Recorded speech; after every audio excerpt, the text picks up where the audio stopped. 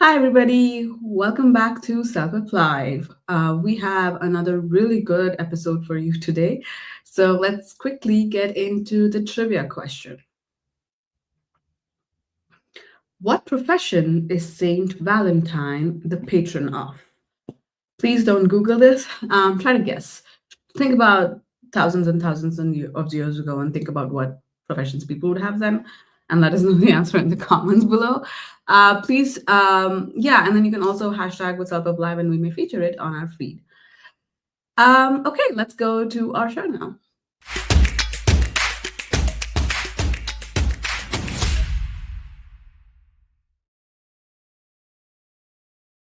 If you're new here, CELPIP Live is made to help CELPIP test takers like you understand a little bit more about the CELPIP test. So if you're preparing for the test or are planning to register for one, I would encourage you to subscribe to our channel and click on the bell icon to be notified as soon as we go live. In today's episode, we're going to be focusing on reading challenges. It seems that many of you are finding the reading section a little tricky. So we have two episodes lined up. So there's one today, and then there's one on the 27th that will be focusing on reading challenges. And so like if you are somebody who's having trouble with reading, definitely do join us for both. And it would be great if you could be an active participant instead of a passive one, because that really helps you understand how to work how to really work the reading sections. And we don't I mean, if you have like a prep provider, that's great. But for people who are not paying for a prep provider and who are kind of preparing on their own, this is a great platform to work with us. Anyway, let's go say hello to Brandi.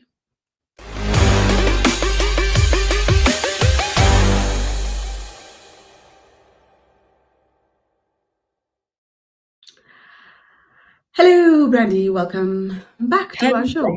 Yeah, I was thinking about the trivia question as you were talking there, and I think I know the answer, but I'm not 100% sure. Nobody has taken a guess as to what profession St. Valentine had yet. So I'm curious to see if any viewers do put comments there and how it compares to mine, but I look forward to your answer at the end of the show. For those of you that don't know what we're talking about, Valentine's Day is tomorrow. Yeah, it is tomorrow. And it's a day that we celebrate with chocolate, roses, and lots of pink and red and love. But yeah, it comes from a tradition way back when, hey? So we'll see. Anyway, it's good to start the show thinking of Valentine's, isn't it? Anyway, we are going to dive right into to a reading episode today. So let me get my presentation on board here and we'll get going with it. Yeah, so like Ashwati says, we do get lots of requests for help with the reading test. So we're going to do another episode about that today for you. In today's plan, though, we're going to do it slightly differently. I've selected 3 particular reading challenges that a lot of us would encounter as we read for pleasure or perhaps study for a test like the CELPIP. So I'm going to talk about what these challenges are. We're then going to talk about strategies that we can use when we're studying at home to help us get better and to overcome these challenges to improve our reading skills. And then at the end of today's episode, we'll actually apply these same practice strategies that we're doing together in session to answer a few real questions from a past CELPIP test. So let's get started with that. The first main challenge, if you want to call it that I've selected to talk about is one that falls under the casual umbrella of comprehension. So comprehension is just a fancy word that means your understanding of the reading material in front of you. So I do a lot of online Zoom classes each month to help people prepare for the CELPIP test. And this is something that we do talk about in the reading modules. If we don't understand what the main idea is of the entire passage we're reading about, it then becomes very difficult for us to pull out key details and to make connections there in order to answer questions on the test. So challenge number 1 is definitely going to help us understand, first of all, what is the passage about? What is the whole main idea? And again, on CELPIP, most of your reading passages are about 4, possibly 5 paragraphs long. So your first step would be to understand what the entire passage is about. So again, it's a very general topic. And then once you've got that figured out, we have to look at each individual paragraph. So every paragraph is going to talk about one main idea and give you lots of details about that. If a new main idea is being presented, it's going to come in a different paragraph. So this is step one. So we have to really dive into and focus our attention on each paragraph to figure out what the main focus is about it. And usually there's one sentence within the paragraph that will identify that topic for you. And we're going to practice identifying it today here in session. Often, not all the time, but often these topic sentences are going to come right at the beginning of the paragraph, because it's the writer's job to give you, the reader, as much helpful information as they can so that you can understand what's to follow. So we'll identify the topic sentence of a paragraph in just a moment. And then once we understand the topic, the main idea, we're then going to go through the paragraph and look for those key points. All right. And these key points are the specific details from which the vast majority of your answers on the CELPIP test are going to come from. So we have to understand which words within the paragraph are the important words to focus on, which are the words giving us the information we need in order to answer the question. So we'll do this together in just a moment. After we've done this, after we've figured out the main idea and highlighted those key points, here's what we're going to do together today. We're going to practice summarizing the paragraph out loud. Now, before I scare you off and before you leave the show, please don't panic. Your microphones are muted. So I do want you to talk out loud if you have a quiet space from home or wherever you're watching. But none of us here live are going to hear you. So I do want you to practice comfortably. I will demonstrate first what it means to summarize a paragraph and then ask you to do it as well, because I'm hoping that by setting up this routine in this order, you can continue to practice these strategies at home by yourself or with your study group to improve your skills. The reason why, by the way, we're verbalizing, we're saying out loud the main ideas that we've learned about is twofold.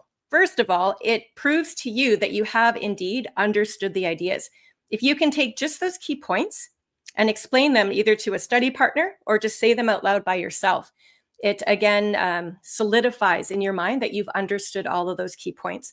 If you're struggling to summarize and explain what you've just read about, all that means is you want to go back and reread that paragraph again, maybe a little more slowly, have a closer look at those keywords and try it again.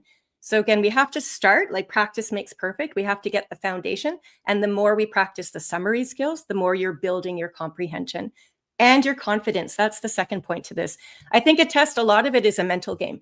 And when you come into the testing room for CELPIP, if you've been successful in working through these comprehension skills at home, you're going to come into the test with that added confidence. And I suspect you'll fare a lot better too.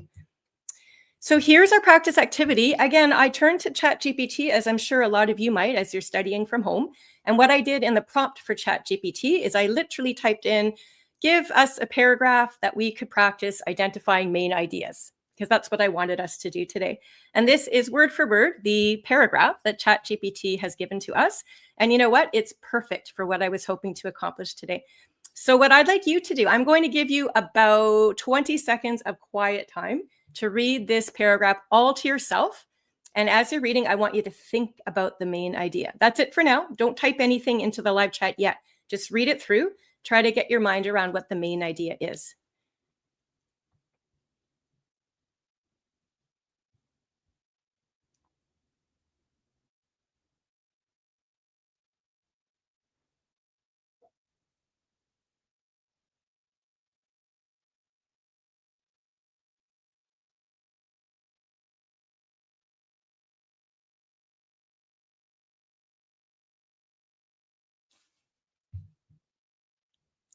All right.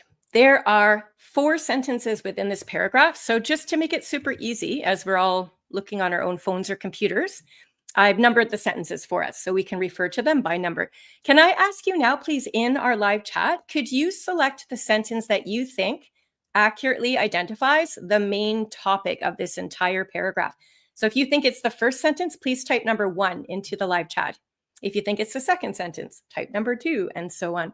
But we'll do just a loose poll here to see if you can, first of all, identify the main topic of this particular paragraph. And once your answers start coming in, I'll always throw the mic back to Ishwati and she can maybe share some of your ideas. You've got a 1 in 4 chance here. So we have an overwhelming response of sentence 1. Okay, I'm so glad to hear that. Yes, the first sentence is indeed the focus of this entire paragraph.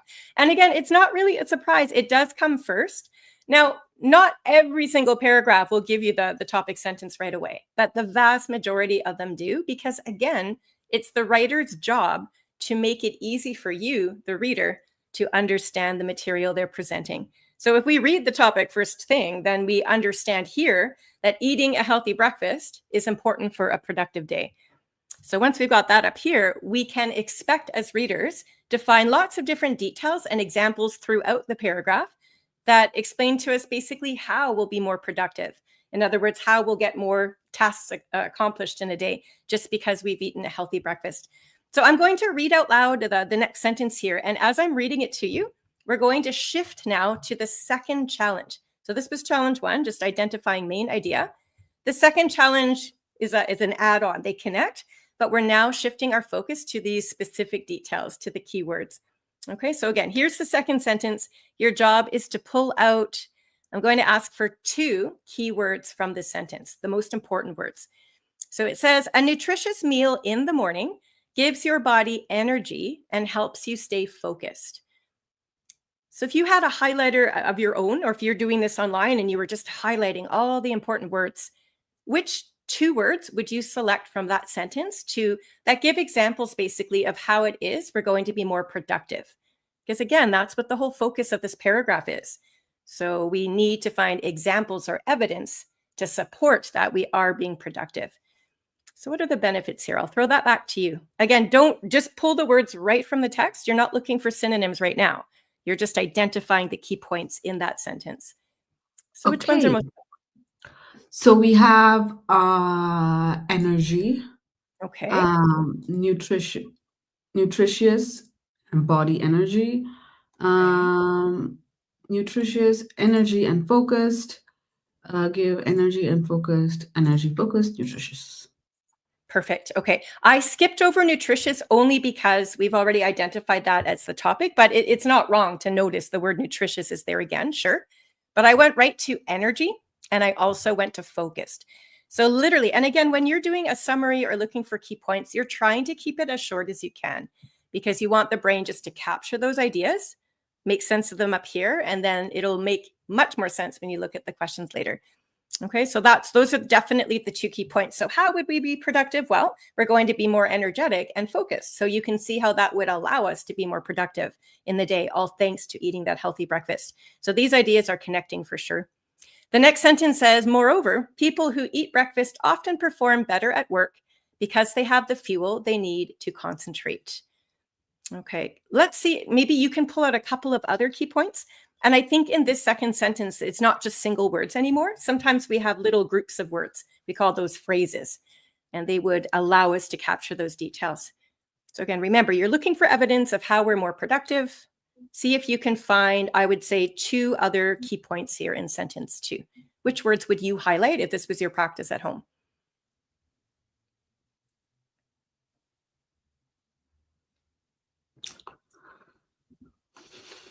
Concentrate is one response.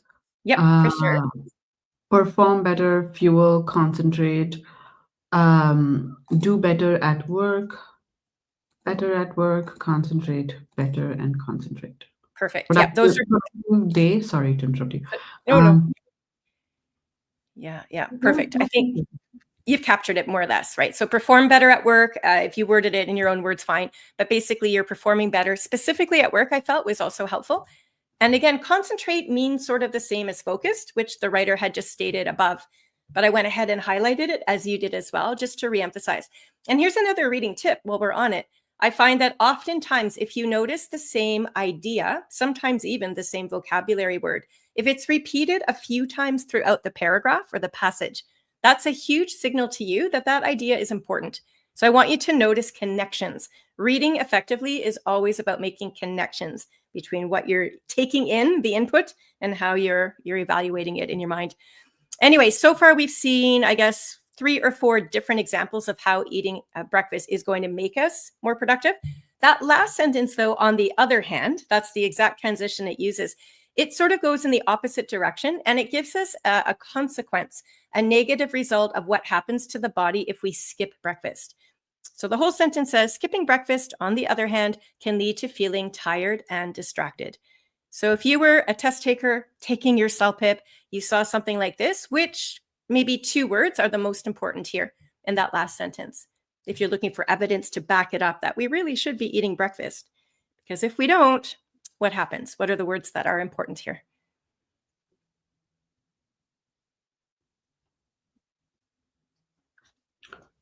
Feeling tired and distracted.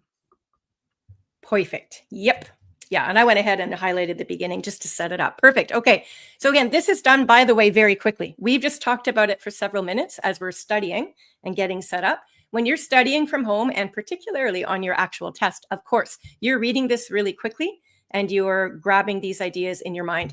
On the CELPIP test, you can't highlight your screen, and you need to know that. But I think when you're studying at home, if you are taking the time to highlight, it sets you up for success. So now that we've managed to identify the main idea and those specific details, what we're going to do is summarize out loud to make sure that we've understood it all clearly. So I'm going to demonstrate first, and then I'm going to give you about 20 seconds of quiet time to practice the same thing at home. So if this was my summary in study session, I might say, people should eat breakfast to be more productive. They'll have more energy and focus. This will help them perform better at work because they can concentrate. If we don't eat breakfast, we'll be exhausted and quite distracted. There. Something like that, you're taking the exact same order of the words presented to you. In some cases, as you're trying to grab just the main ideas yourself, it's okay to use vocabulary right from the passage for now. But if you'd like the extra practice of paraphrasing or using some synonyms, you could certainly do that. I mean, that's great for language development in general. But feel free to rely more heavily on the particular vocabulary words here if it helps. But I do want to see if you can summarize it yourself right now out loud, identify the topic, and then go through those key points that we've just summarized. So I'll give you about 20 seconds to try it out at home now. We can't hear you, so please don't be shy. Go ahead.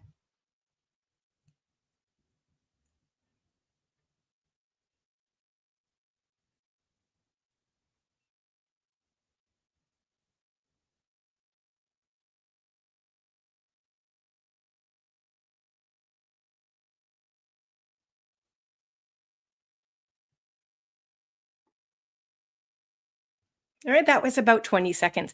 If it was hard for you as you're studying at home, I want you to go back to the beginning, perhaps read it through one more time, but go back to the beginning and try it again. If you've got a couple of false starts, it's okay. Go back to the beginning and try it again. When you're studying at home, you're not on a particular time limit, and your focus at home is to master the skill. So time isn't so important there. But you absolutely want to be able to identify main ideas and specific details before you take the official test. So keep that in mind. Anyway, those are 2 strategies that will help us immensely as we go through the CELPIP test. And just before we get to our test practice today, I wanted to launch into our 3rd and final challenge for today.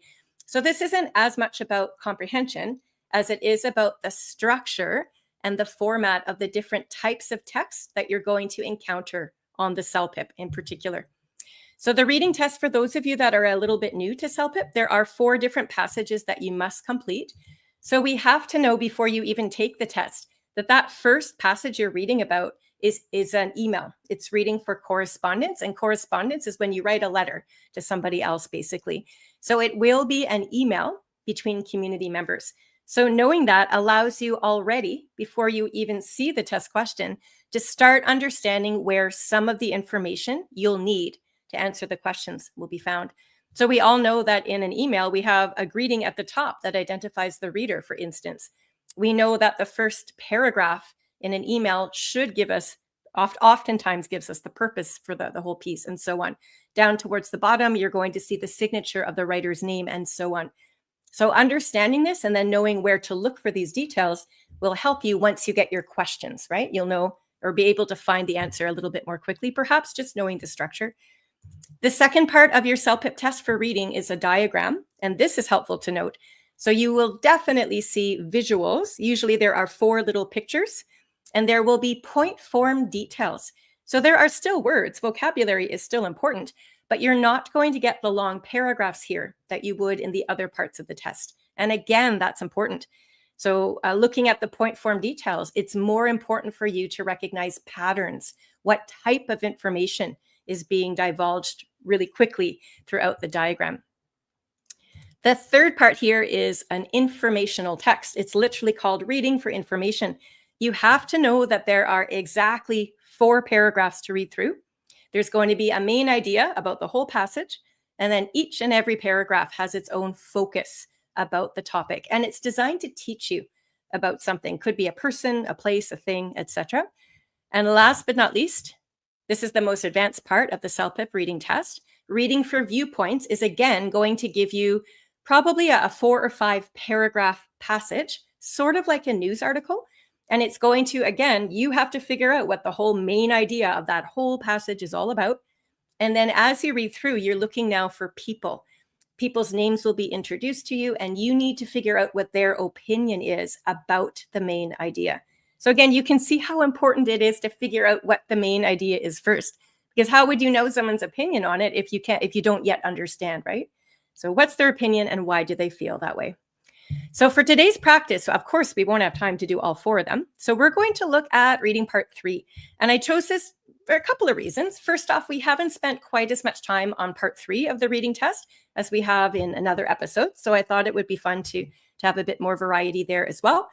And part 3 as well, I'm going to forewarn you. I don't know if that's the right word. I'm going to let you know right now that to be successful in reading part 3, we're now into the intermediate approaching advanced level of skill set required, because the whole reading test does increase in level of difficulty as it moves forward. So by the time you hit part 3, those of us working at about a CLB 9 and higher are managing to complete these tasks within the allotted time on the test with relative ease. If I've got viewers today that are watching and perhaps you're coming in with your studies right now at a CLB 5 or 6, don't despair. I want you to keep watching and just internalize the strategies we're talking about. It likely would be difficult to complete a part 3 successfully if we're at a beginner level of reading. But again, it's the reading strategies that I'm hoping you take away today that you can apply to any part of your CELPIP reading. And as your skills develop bit by bit, you'll have more confidence, I hope, with these harder sections of the test. So here is the whole passage for reading part 3. And again, I'll just set it up for those of us that are a little bit new to CELPIP. So as I mentioned earlier, you've got 4 paragraphs exactly, and they're all going to discuss one main idea or one main topic. But the 4 paragraphs, as you can see here, are all labeled with a letter. So A, B, C, and D. You're going to then be presented with 9 different, I don't call them questions because technically they're not questions. They're really sentences. I like to call them statements. So you'll see 9 statements in the question section on your computer when you take this part of the test. And your job is to read through each statement and try to match the ideas discussed there with one of these 4 paragraphs. So for example, if statement number 1, if you can accurately find the ideas discussed in paragraph D, for example, you would select D as your answer, and then you would move on to statement number 2 and so on. So part of what makes reading part 3 challenging, aside from the fact that we're already into intermediate vocabulary and structures, is the fact that there's not really there's not a pattern. There's no order to the statements. There's no rhyme or reason. You might have 3 statements that match paragraph C and only 1 statement that matches paragraph A. So it's up to you to look at each statement as an individual sentence and see if it matches. So you can't hack this part of the test. There's no pattern. And I need to bust that myth that I've read online. Some people say there is, but I'm here to tell you that's not the case. If at some point when you're reading a statement, if you don't see it anywhere in the passage, or perhaps only part of the statement is discussed, but the other half is not accurate, you would then select E. See right at the bottom here? It says not given in any of the above paragraphs. So again, some CELPIP tests might have a couple of answers that match E. Other CELPIP tests might not have any.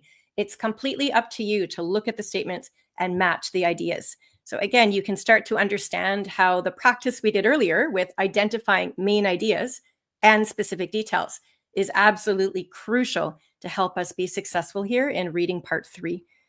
Okay, well, I've got this passage online here. Some of you probably have been sneaking a peek at the words as I've been talking, which is fine. Can we figure out what the main idea of this whole reading passage is about? And remember what I said earlier about topic sentences? They're usually the first sentence of each paragraph. So I would actually recommend you right now, if you haven't already, just look at the first sentence in all 4 of those paragraphs. And when you're ready, can you suggest to us what the main topic of the whole passage is? You can write that right in the live chat if you'd like. I would take words right out of this passage. You don't even have to come up with synonyms. I think for right now, it's just easy to grab some words and say, this is the main idea. So let's see if you can figure that out. I'll give you some quiet time.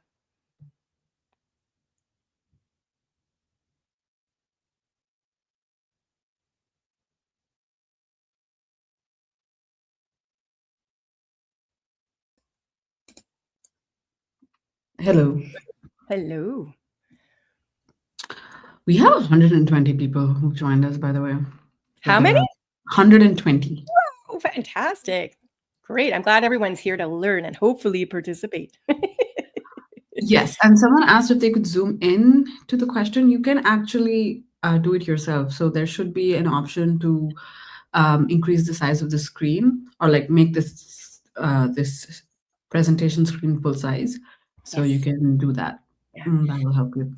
And Okay, so if you were looking for responses, we have them. nice. So I think it's overwhelmingly just healthcare in Canada. Okay. Fantastic. And then somebody said, talking about Canada healthcare fees. Ah, okay. That's just Yeah. one response, though. But yeah, generally it's just healthcare in Canada. You're both right, but again, and this is so important. I'm going to sound like a broken record repeating myself. We have to go with the main idea first, which is the general thought, and then we're going to get into specific details, and there is something about the cost in there. So you're both right, but for right now, let's just stick with the main idea of the whole passage. And again, I said it's the first sentence of each paragraph. Usually the first paragraph is going to give you the main topic. And it's no surprise here that the very first 4 words of this entire reading passage are healthcare in Canada. So the moment I see that on the test, if this were my test, by the way, before I even look at my 9 statements, I'm just trying to figure out what this passage is all about. So I would quickly skim that first sentence, and this is all I need to know for now. I won't get into the rest of paragraph A. I just see something about healthcare in Canada. So I'm already guessing that that's probably what this whole passage is about. So I want to double check that before I get into those statements. So looking down at paragraph B, if I just look at the top sentence there, I don't see the exact words, healthcare in Canada, but what I do see, and you probably do as well, is medical coverage. So medical anything has to do with like doctors and hospitals and medicine and healthcare. You right now are making connections with the ideas. So the wording's different, but the ideas are certainly a good match. And I happen to also see the word Canada a couple lines below. So that just confirms for me that my initial guess up top, I think we've got the main idea. This is certainly speaking about healthcare in Canada. In paragraph C, the top sentence doesn't use those same vocabulary words again, but I do see something about services, and that makes sense. So services would be like when you see a doctor, they write you a prescription, etc. And down in paragraph D, can you find the word there that has to do with healthcare? Look at just the top line in paragraph D. And there is a word that I think connects to that broad topic of healthcare. Which word would it be, would you suggest? You're looking for connections. Important in reading. One word will confirm for you. Paragraph C is services. Paragraph D, what's the different word? But it still is talking about the healthcare. Okay, so we have a very, very varied, well, it's between 2 words. So it's access is one word, and Okay. then system is the other. So we have like very Yeah. interestingly access and system. And then somebody said policies. Someone said Canadians. Okay, Um, perfect. Yeah. System, policies, access, Canadians. Yeah, good. So I myself notice system. I think access is a great one as well. So again, it's not like there's only one answer to do this. You're pulling words out in a hurry in order to confirm for yourself what this whole passage is about. So we just want to make absolutely certain that we're talking about healthcare in Canada. So whether you're saying access or system, both of those concepts relate to healthcare for sure. And Canadians as well, I thought was just the icing on the cake. It was that last little point that says, yes, we have that main idea, right? This whole thing is about Canada's healthcare system. So now that we know the main idea of the whole passage, for your reading part 3 in front of your testing computer, when you're taking the test, this is one part of the test I would encourage you to take notes. You are given paper and pen anyway by the test administrators. So on the top of your piece of paper, I would encourage you to actually write down what the main idea of the whole passage is first. So we've determined it's healthcare in Canada. So I'm going to add that, just pretend this is my piece of paper right below there, healthcare in Canada. So again, it just keeps you focused so you don't forget what you're reading about basically. So now that we've got the main idea, and on the test, that has to be done pretty quickly. I mean, like maybe 20 seconds just to read those 4 sentences and grab the main idea like we did. Healthcare in Canada. So we've got that sorted. That was the easy part, believe it or not. Here comes the challenging part, because again, the vocab for part 3 is intermediate, approaching advanced, and the sentences are much longer. The constructs are much more complex because of the level. So we're going to have to read through this carefully and patiently, trying to grab just the important words. So I'm going to read out the first sentence. And again, I want you to see if you can figure out the focus, because now that we know the whole thing is about healthcare in Canada, we now need to know what the specific topic is for each of these paragraphs. So paragraph A starts, healthcare in Canada is widely believed to be free, so immigrants to Canada are often surprised to find themselves responsible for paying out-of-pocket medical expenses. So paying out of pocket just means paying now, paying upfront, giving cash in hand, or paying by credit card, right? So this sentence is definitely about immigrants. Can I suggest that as our first keyword? Really important. But what is it about immigrants that we're learning here as it relates back to healthcare in Canada? Can you pull out even like 3 other words from that sentence that's going to give you that idea? Healthcare, immigrants, they get to Canada, and what happens with their healthcare? Maybe 3 words, I think will do it.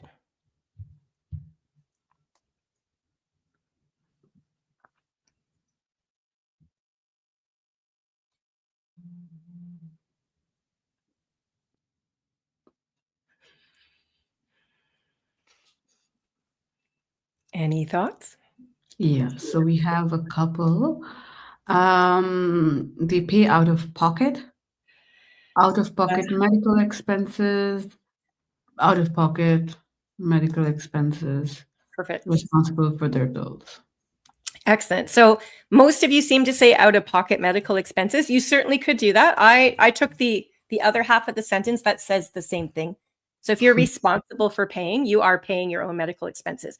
So again, there's not really one cut and dry answer to any of these specific details. But what you're doing, and we all have different learning styles, you're picking out the words that make the most sense to you. So if I had to summarize so far what we've learned, all I would say is when immigrants get to Canada, they have to pay for their expenses. So you're trying to keep your summary very simple. So that's why I chose to go responsible for paying, because the language is so much simpler and I thought it would be easier for me to get my mind around it. That's why I chose that part. Anyway, the next sentence says, granted, every Canadian province and territory offers a healthcare insurance plan covering routine visits to doctors, but this protection becomes effective only after a waiting period of up to 3 months. That's a long sentence to get your mind around, right? So we're now talking still about insurance plans, but what have we discovered about insurance plans? Help me out with that. What do we know about the Canadian provinces and territories? What are they offering? What type of healthcare are they offering here? What have we learned? There's sort of like 2 halves to this, I would say.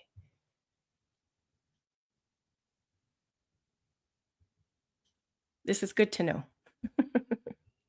at least for right now. What was the question, Brandi? Can you repeat the question? Okay, so we're focusing here. The top part was about immigrants. This part now is not talking just about immigrants. It's talking in general for people living in Canada. So provinces and territories. We're told that they offer a healthcare insurance plan, but I want to know what's important about this. We know immigrants have to pay.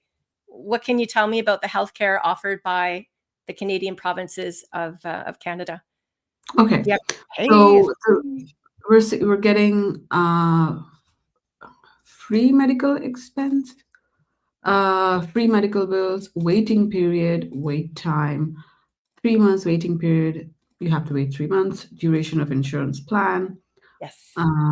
Waiting period essentially is the most. Perfect. Insurance plan for doctors. Um, yeah. Okay, good. So this, I'm going to highlight the whole sentence only because I try to keep these short, but later we're going to practice summarizing this out loud. So I thought if I gave you a little bit of a phrase you could use as you speak, it might be helpful for you too. But yeah, we have to understand that luckily, it looks like the whole country does offer basically free healthcare. So these insurance plans in every Canadian province and territory, they cover routine visits. Routine. Like if you go to the doctor and you need to get blood drawn for whatever reason, you go to the medical lab, they take your blood, they don't charge you. That's what that means, routine visits. And you've all got it absolutely correct. This is really important. But this free coverage of the insurance plan only happens after a particular waiting period. So we need to understand that. And then that last sentence reads, moreover, to maintain this coverage. So to hold on to that free routine visits that we get, residents in some provinces must pay monthly premiums. So that's sort of the last piece to the puzzle, right? So if you look back to, we've kind of highlighted half of the paragraph, almost looks like a staircase going down. If you had to look at those 3 key points we've learned, and we're going to try to figure out the pattern or the connection between them. We first learned that new immigrants have to pay for healthcare. We then learned that Canadian provinces and territories offer free coverage if you've been in the country long enough. And then we've also learned that in some cases, people still have to pay a monthly premium. So what do all of those concepts have in common? What are we talking about? What's the main topic of this paragraph? It is about healthcare, but that's the general topic of the whole passage. If we could really zero in on and tighten our focus, what about healthcare are we learning here? And I think one of you already suggested this idea earlier when I asked you for main ideas. Now is the time to give me this answer. What are we talking about here?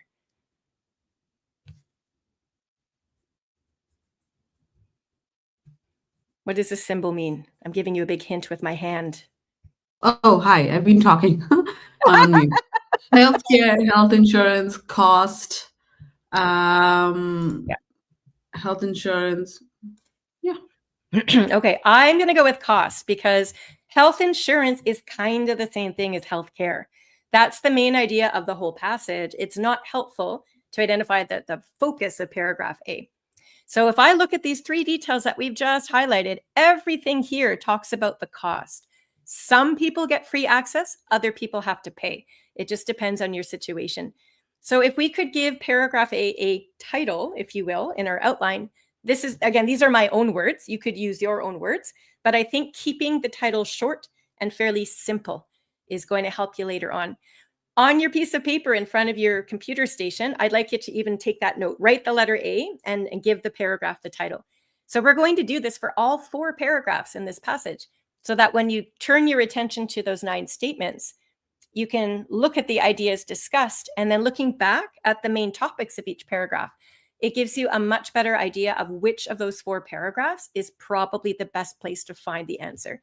Because we're not going to have time to read this whole passage every single time we want to find one statement. You've got to be quick, right, on the test. So cost, free versus paid. Again, let's practice summarizing this out loud. It's going to be harder because the sentences are so much more complex. But I'll demonstrate again, just sort of fluently from beginning to end. And then I'll give you approximately 20 seconds to try it at home as well. So let's make sure we've understood this whole paragraph. So we might say, new immigrants to Canada pay for their health care at first. And once residents have lived in the country for a certain length of time, routine visits to doctors are covered. Some provinces, though, make their residents pay a monthly premium to hold on to that coverage. Something like that would work. Can I ask you to try the same? Again, it's going to be challenging, but just go step by step. You've got 3 specific details. You can use the words on screen if it's helpful, but try your best to connect them just in a few sentences as I just demonstrated. So I'll give you 30 seconds of quiet time to try it at home.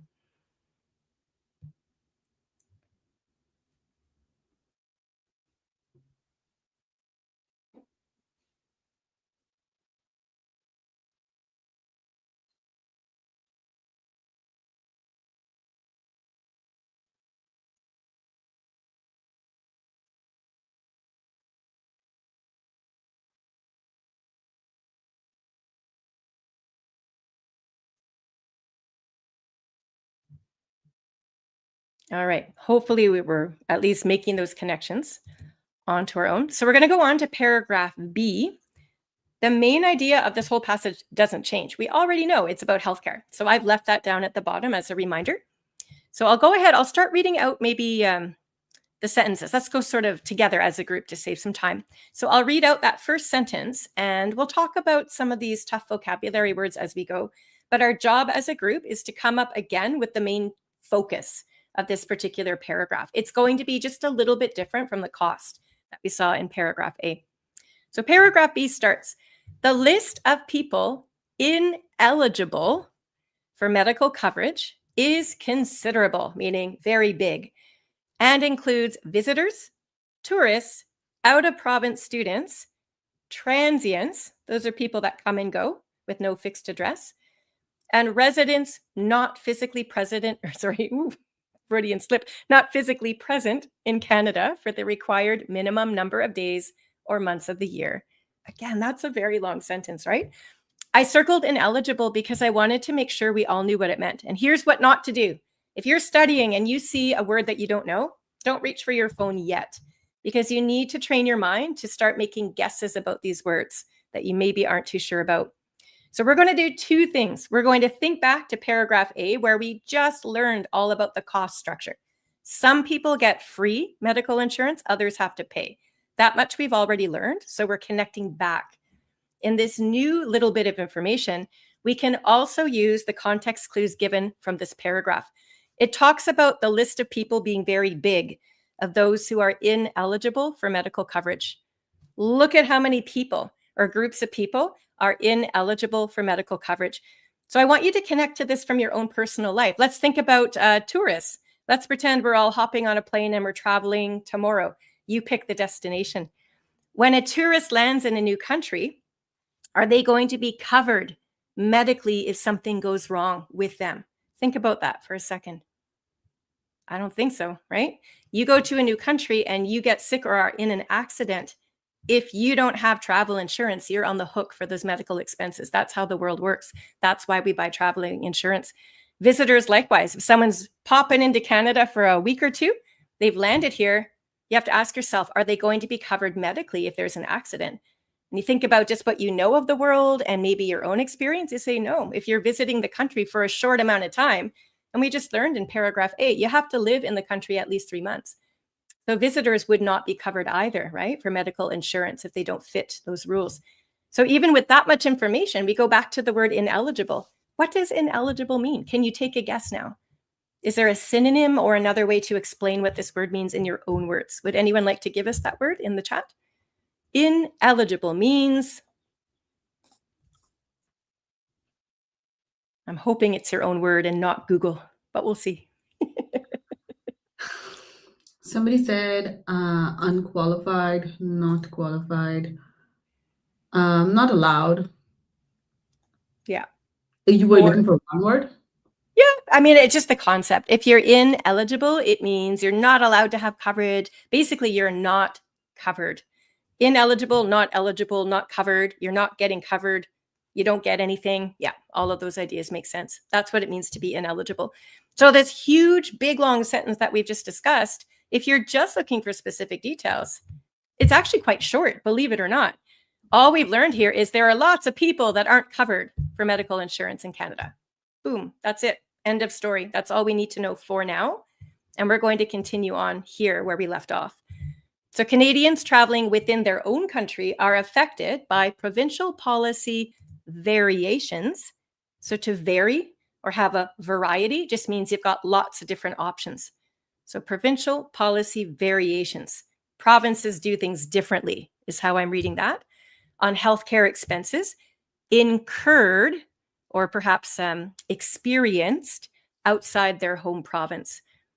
So the only thing we're reading about here is what happens in different provinces of the country. So this is the key, right? Different provinces set their own rules. They have their own policies. And then last but not least, typically, an out-of-province patient must pay upfront to see a doctor and later seek reimbursement from his or her provincial plan. So reimbursement might be a word you're a little more familiar with. If you're not, you could probably figure it out. If you're paying first to see the doctor and later you get reimbursed, what do you think reimbursed means? Is there another word that you could suggest right now that would be a synonym? Let's see. What would be an easier way to remember that word? Plain language, not fancy language like this. Let's make it simple. What does it mean? Oh, I know. Refunded. Refund, payback, That's not it. refund. Yeah, I thought payback too, just because it's so simple, but all of those make sense. Yeah. So can you imagine that if I use myself as an example, like I live in BC now, but I'm from Ontario and I still have lots of family and friends back home. So if I travel home and heaven forbid I'm in an accident or I need to see a doctor, I probably would have to pay there first and then see if my BC plan would pay me back later. All right. So that's what that's all about. If you're from a different province, you might have a different situation, more or less. So again, if we had to pick now a focus for this whole paragraph, it's not as much about the cost anymore as it is, I would argue, about the coverage, right?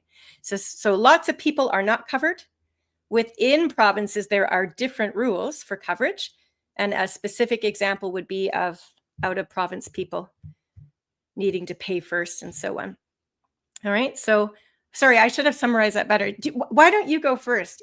I'm going to give you 20 seconds of uninterrupted time here to see if you can actually summarize these ideas in a way that makes sense. And then I'll demonstrate it for you and we'll move on to the test questions. So summarize this out loud. What did you learn from this paragraph?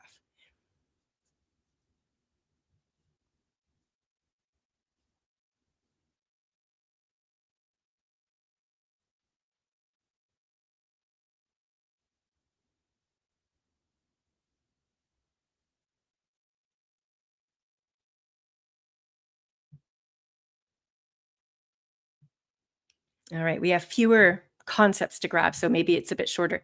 So again, I would just say many people are not covered for medical insurance in Canada. Different provinces set their own rules for coverage. And even somebody living in one province, if they visit another without insurance, they may have to pay first for services and ask to be paid back later when they get home.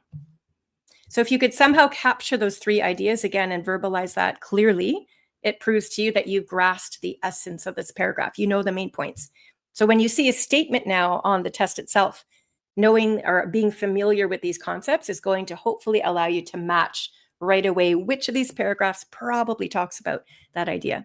So again, down below, I'm suggesting a title. This is about coverage. I chose the word variations and I grabbed it right out of this paragraph, as you can see.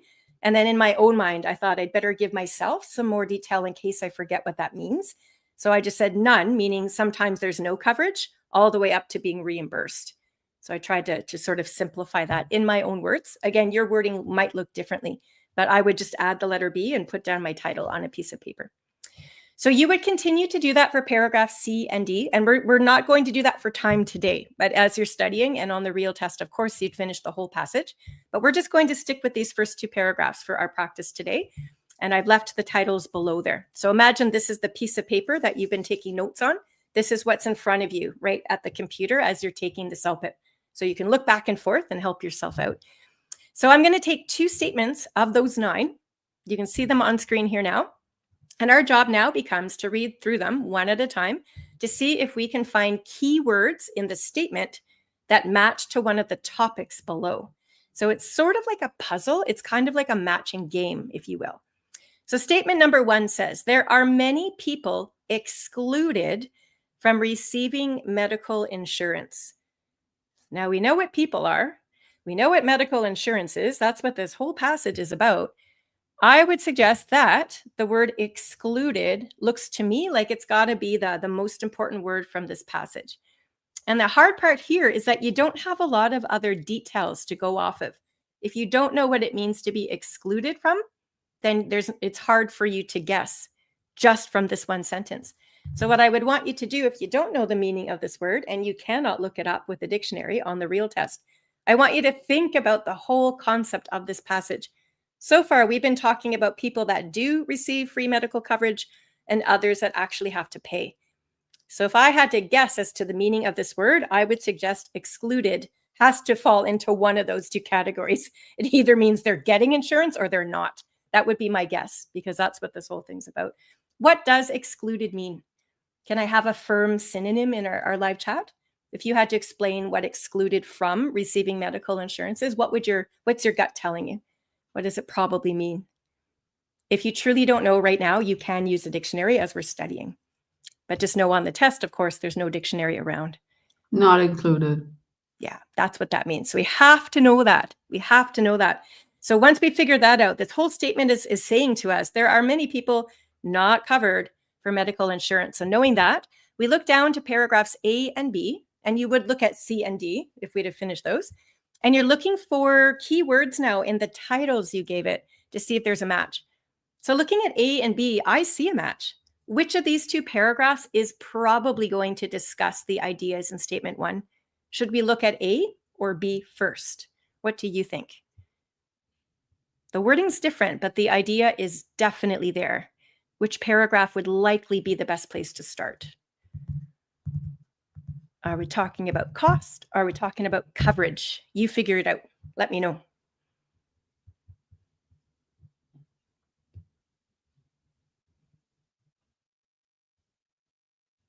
A or B? 50-50 chance right now on the real test it's 1 and 4. B. I think we're mostly seeing just B. Yeah. Yeah, good. Yeah. So excluded means you're not getting healthcare. And I just honestly got lucky with the title I gave it here. I recognize if you're not getting healthcare, it probably relates more to coverage. So that was helpful as we wrote down in our title. But in my own descriptions, when I was trying to remind myself what we talked about, I had that example, like some people don't get any coverage while others pay first and get reimbursed later. So matching up the no coverage to excluded was a definite game changer for me. I thought, oh, for sure, let's look at paragraph B. I mean, of these two choices, it seems to be the one more closely matched.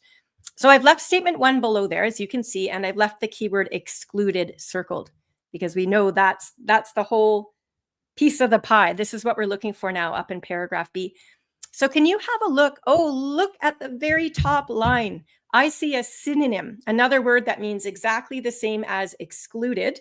And in fact, it's a word that we talked about at great length earlier when we were trying to figure out what it meant in the first place. Do you see it there? Just to save time, if you don't mind, I'm going to circle it because we've already talked about it. So we already deduced that all of these people that we talked about, like visitors and tourists and out-of-province students, none of them are covered medically in Canada. They are ineligible. So we determined that's what ineligible means. It means not covered. So again, if you're excluded from receiving medical insurance, you're not getting medical insurance. So those two ideas match. And statement 1 flat out says there are many people excluded from insurance. Well, look at paragraph B. Look at the underlined examples. There's a huge list of people. That list, we're told, is considerable of all these people that are ineligible or excluded or just are not getting coverage. So even though the vocabulary is different from the paragraph itself and the statement below, we've matched the idea, which is exactly what we're trying to do. So 100% certainty, paragraph B matches exactly the idea stated here. So you would select B. All the answer choices, by the way, for all your statements will just be the 5 letters. So A, B, C, D, and E. And you have to pick one. So we've proven here without a doubt that B is the best choice. It makes sense. So we're done with statement 1. So on the test, you would just move down to statement 2, which we'll do now, and then we'll finish off for the day here. Statement 2 reads, in some provinces, only certain people get insurance without charge. The vocabulary here is a lot easier to understand, so that's a good thing, maybe. Can I then throw it out to you to find the keywords in statement 2? I would argue there are two of them that are really, really important that give you the main focus. And we're going to then take those ideas and try to match them into a paragraph title below. So which two words are helpful here in statement 2?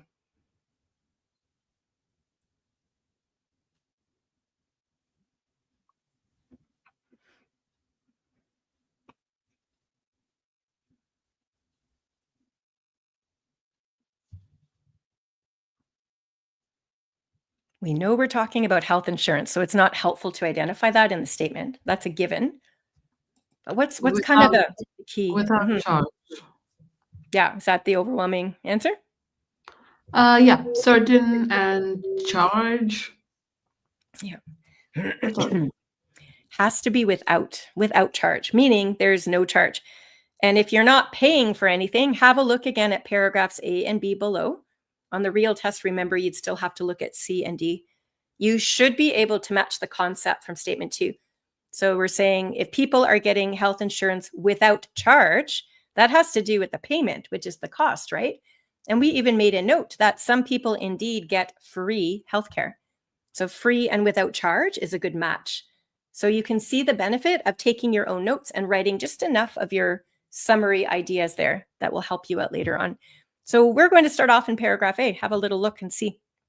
Okay, statement at the bottom, I've left without charge circled.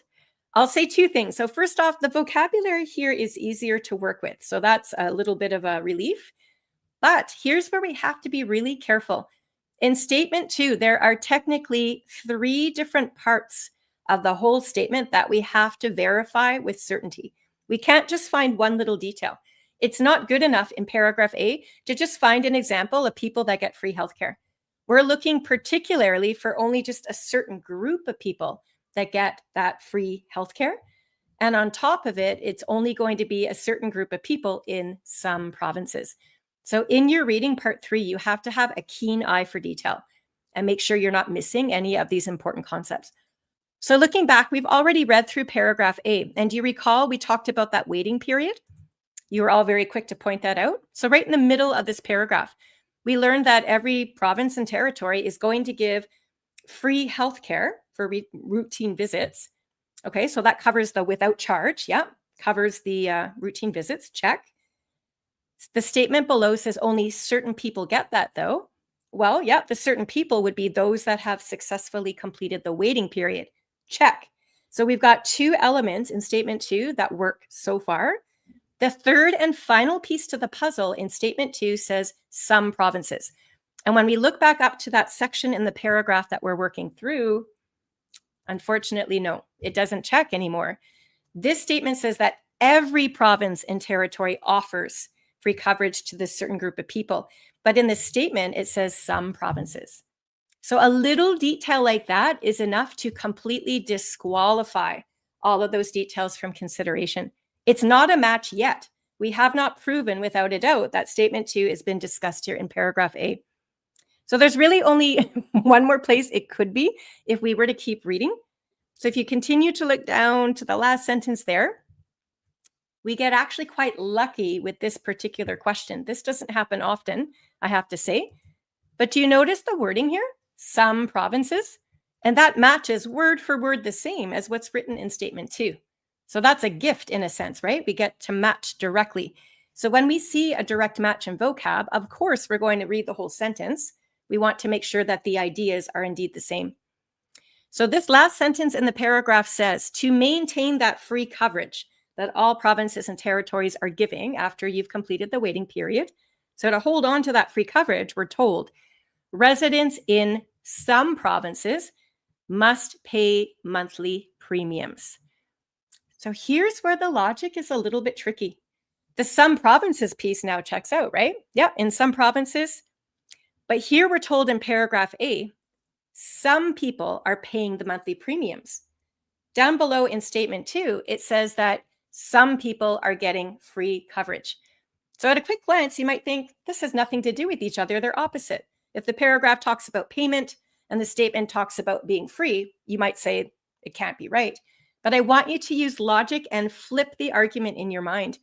If only some provinces are forcing their residents to pay those premiums, That's not all provinces. So if some people are paying, it means these other provinces over here that are not forcing their residents to pay the premiums, they're the ones getting the free healthcare.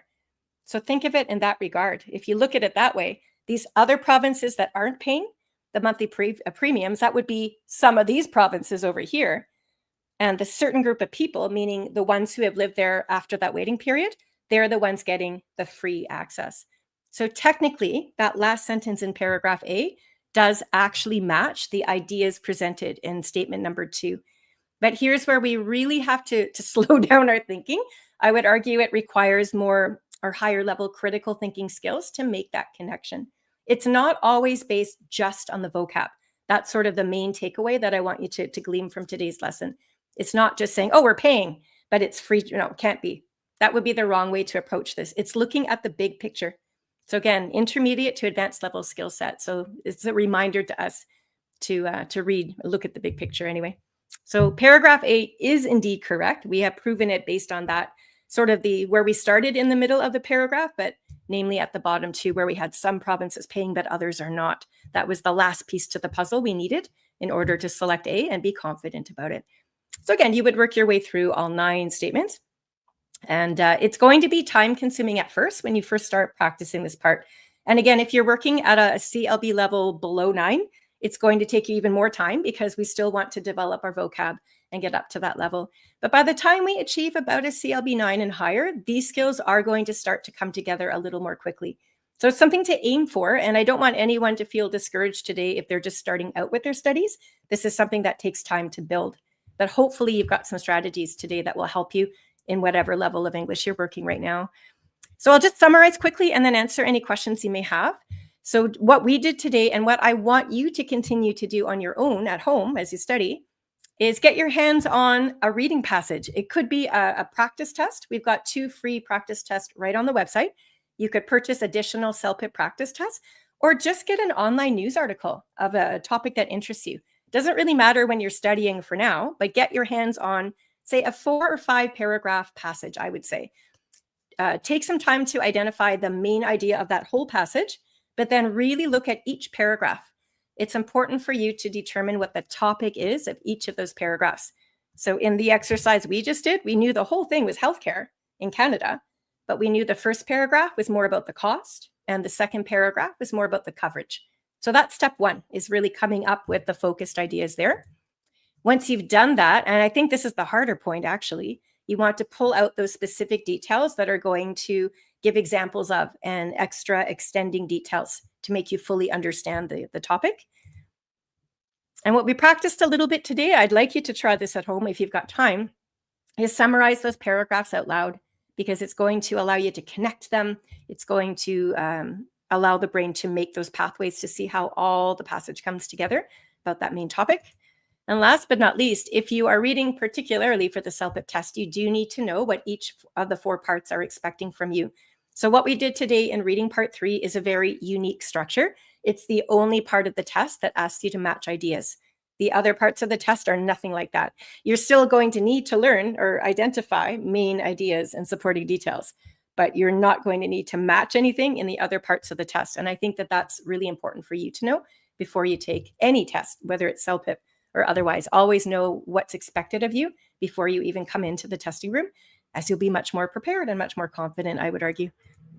All right, I'm going to stop sharing my screen and we'll see if you've got any questions today that I can answer for you. And we'll go from there. And I'm still waiting to hear what the answer to our trivia question is all about, because I'm curious and I'm still not 100% certain. Hello. Right. Hello. Yeah, I have starred some of the responses. Okay, so this chat and this question answer is specifically for Brandi, because after a few minutes, she will go away and I have another meeting. And so please make sure to ask questions pertaining to this lesson specifically, or Anything else regarding listening, reading, and writing, things that you can find on our website, celpip.ca. Unfortunately, Brandy is not going to answer it because she doesn't, I mean, not necessarily her department. And then our producer might share the links with you. So yeah, make sure that you use your time wisely and ask questions pertaining to the CELPIP test subjects. Okay.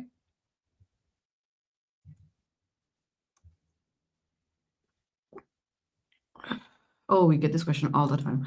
Is it better to read the entire passage first or read each paragraph, then the questions? I think in reading part 3, what works better for me personally is to use the structures that we talked about today. So I like to identify first the main topic. So I read the first sentence of each paragraph like we did, figured out, hey, this is all about healthcare in Canada. And then figuring out what the topic of each paragraph is might take me about 40 seconds to a minute. And that sounds like a lot of time for the test. But if I have a plan and I know what each topic is, when I then go to the statements, it makes it so much faster. If I can identify the keyword, like one of them was all about coverage. I said, oh my gosh, we read about that in paragraph B. So we start with paragraph B. And chances are the idea will be discussed at some point in there. If it's not, you can look elsewhere. But I find it a huge time-saving strategy so that I can feel confident I'll finish the test in time. If you read the question, you can read the questions first. I mean, please try it. And if it works better for you, then do it that way. My concern, though, is that there are 9 statements to get through. And if you're reading all of them first, because the whole passage is all out of order anyways, I don't see how it's helpful, because you might find those ideas somewhere, but like it's going to be all scattered. So for reading part 3, I don't honestly see the benefit of reading those statements first. But again, it's something that you'll have to try yourself. Sometimes we have different learning styles, right? And you have to find what works best for you. Okay.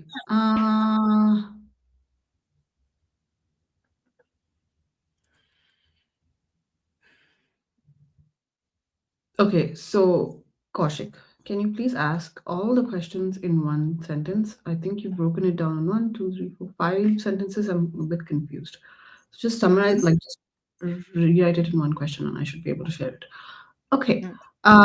For somebody who is not a fast reader, what strategy would you suggest? Yeah. So for those of you, again, that are, again, we might just be at different levels and reading is difficult for some of us more so than others. When you're studying at home, again, I don't want you to stress yourself out about the time it takes for you to read a passage. I want you to go at the pace that you need to be comfortable in order to identify the main idea and determine the specific details. I think as soon as we're capable of doing that effectively, it starts to speed up our reading as we continue over the weeks and months, because now you're understanding which words are the important words to focus on and which words are really meaningless. And there is kind of a feel to that, right? And actually, I have to say, folks, everyone that joined in today, we did quite well identifying a lot of those specific details. When I do my own reading webinars on Zoom, it usually takes a lot more work to figure out what the main ideas are. So for those of you watching today, I thought you did really well suggesting what these specific details are. So yeah, if you can identify them, then again, you know which words to focus on, which speeds the reading up over time, right? You don't have to read every single word to understand the gist of something. And on a language test where you're timed, you're skim reading anyway, just looking for those details. Yeah, so give it time. Honestly, it does take time to work your way up those levels for sure. Okay. How to answer all questions? That was Kaushik's question. How to answer all questions within time for reading part 3 and 4? Okay, so again, for reading part 3 today, if you, on the actual test, I forget how many minutes you have. I never memorized the number of minutes because when you do the test, it'll tell you right in the top of the corner there. But basically, you have a time management plan. So you recognize, I probably should make an outline of the topics of each paragraph. That's probably going to take you anywhere from 40 to 60 seconds, depending on your ability. And then after that, you've got 9 statements to work through. It shouldn't take a full minute to answer every question. So I'd have to do the math by looking off the top of my head what the number of minutes are. But you can't focus for any length of time on one question to get stumped. You've got to keep yourself moving forward. So you saw the length of the paragraphs I shared with you today. That's pretty typical. They're usually about 3 or 4 sentences, albeit longer. But if you have been capable, or if you were capable of creating that outline, it shows that you've already identified the specific details within. So because you're already familiar with those paragraphs, it should take you even less time now to look at the one statement, it's one sentence, figure out the one or two keywords, match them to a topic that you've already considered, and then scan through to find it. Yeah, so like 45 seconds per statement or something like that would work. If it's taking longer than that, it just means that you need more time to develop the skills of identifying main ideas and specific details, and get faster at that part of it. I think that's a big piece. Yeah, Okay. so more practice at home. Next question. Is there a meaningful advantage in using reading materials in the Canadian context versus materials from a wider variety of contexts? I mean, CELPIP is a Canadian test, but it doesn't, I mean, reading skills, the reading skills we talked about today should be applicable to just about any situation, whether you're reading for leisure, maybe you're in a school course right now and the teacher has given you an assignment to complete. I think the ability to understand main ideas and specific details will help you no matter what the purpose of the reading is. And it doesn't have to be specifically Canadian. As long as it's in English. I mean, for a CELPIP test, it's in English. So you do have to have the vocabulary connections there too. But yeah, if there's something that interests you about Southeast Asia, by all means, like read that article, but just apply these same skills to it as well. Yeah. Okay. All of the connection. Is the main idea always in the first paragraph of the reading? It should be. I mean, an effective writer is going to introduce for you what they're going to be talking about. So I never say always, because who knows with English and exceptions, and sometimes we get creative writing and so on. But for CELPIP test purposes and news articles that you're reading, 9 times out of 10, right? Just think of the news articles you've read. Why would it make sense for the writer to hold off on the main idea to the end? You'd be so confused. So generally speaking, your main idea is introduced somewhere in that opening, but it should also be reinforced throughout the whole passage. Like the entire text has to be about that main topic. As you could see today, everything was about healthcare in Canada. Yeah. Okay.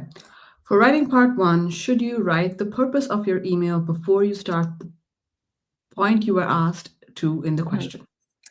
Yeah, the way 99% of emails are structured, you would generally put the purpose for writing in your opening paragraph. So an opening introduction in an email is the shortest part of your email. It's usually 1 or 2 sentences.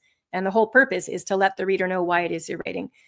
Every now and then, you'll get a very advanced level writer who is sort of playing around with the constructions and the rules. They might actually put the purpose statement at the end. It is acceptable to do that, but only if your writing skills are so strong that it's crystal clear what all of the ideas are you've been talking about. So if you're not yet at that level, don't do it because you'll confuse your reader. Yeah. Okay. Thank you so much, Brandi. I don't think any other questions are relevant to the topic, or especially for you. But anyway, thank you so much for joining us. And yeah, you can stay on to see what the answer to the trivia question is. Yeah, sounds good. Great. And I guess we'll be back in a couple of weeks' time. We'll do some more reading strategies and a different part of the reading test. Stay tuned for that. Bye-bye. Bye. Okay, so thank you everybody for joining us. That was a really good session, I thought. A lot of people joined us. Okay, so I'm just trying to see if there's any question which websites are best to read articles for CELPIP. So I would recommend, and Brandi has recommended this before as well, definitely go through like Canadian news articles, so like CBC and things like that. The It's not the most, like, of course it's not going to be the most entertaining pieces of information, but definitely it's great for practice. So anything that's federally like Canadian news articles, or I recommend that you stick to Canadian topics, because there are chances that, like, for example, this medical insurance thing, this is about Canada. So if you do read about Canada, you might be familiar with the topic that's coming as well.